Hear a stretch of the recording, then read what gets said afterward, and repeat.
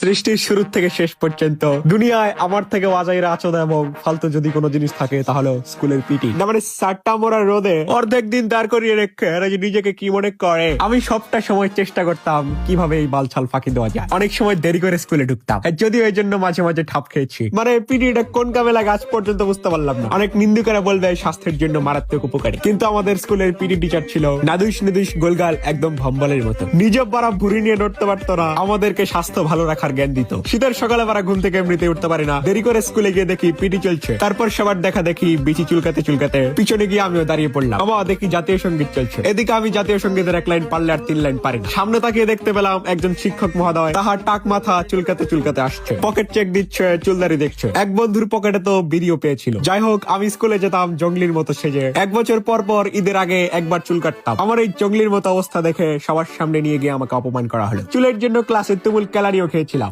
একটা অঙ্ক কিছুতেই মিলাতে পারি না। স্কুল কর্তৃপক্ষের চুল নিয়ে কি সমস্যা? আপনাদের মাথায় চুল উড়ে গিয়েছে তাই বলে আমাদেরকে রাখতে দিবেন না? পিটি চলাকালীন অনেক সময় আপনার গোয়ায় আগুন ধরানোর জন্য পুরস্কার বিতরণও করা হতো। যাই হোক, কিছু কিছু অতি পিরিকওয়ালা পোলাপানদেরকে দেখতাম, এরা সামনে গিয়ে জাতীয় সঙ্গীত গাইছে, শপথ করছে। আমি এই ধরনের ছোট কাজ পাপ কোনোদিনও করিনি। যাই হোক, শপথ গ্রহণের সময় বলছে, আমি শপথ করিতেছি যে সর্বদা মানুষের সেবায় নিয়োজিত থাকিব। পিছনে দাঁড়ানো আমরা কয়েকজন চোর বাটপার বলছে, আমি শপথ করিতেছি যে সর্বদা মানুষের হোগামারায় এগিয়ে থাকিব, লেখাপড়া শিখবো, দেশটাকে পুটকি মারবো। পিটিতে দাঁড়িয়ে অনেকগুলো গানও আমরা বানিয়েছিলাম, যেমন আমরা করব ক্ষয়, আমরা করব ক্ষয় একদিন। যাই হোক, পিটিতে একটু ব্যায়ামও করানো হতো। তীব্র রোদের মধ্যে মনে হতো যে সূর্যি মামা মাথার উপরে দাঁড়িয়ে আছে। অনেক দুর্বল পোলাপান নাকি অজ্ঞান হয়ে যেত। আমার স্কুল জীবনে আরেকটা উল্লেখযোগ্য জিনিস হলো প্যারেড, মানে ওই যে বাম ডান করাইতো না, লেফট রাইট, ওইটা। এখানে অনেকগুলো বিভাগ করা হতো, যেমন স্কাউট, গোলাপ হাউস, শাপলা হাউস ইত্যাদি। আপনারা জেনে অবাক হবেন, আমি সবসময় বাতিল হাউসের ক্যাপ্টেন থাকতাম। বাতিল হাউস মানে হচ্ছে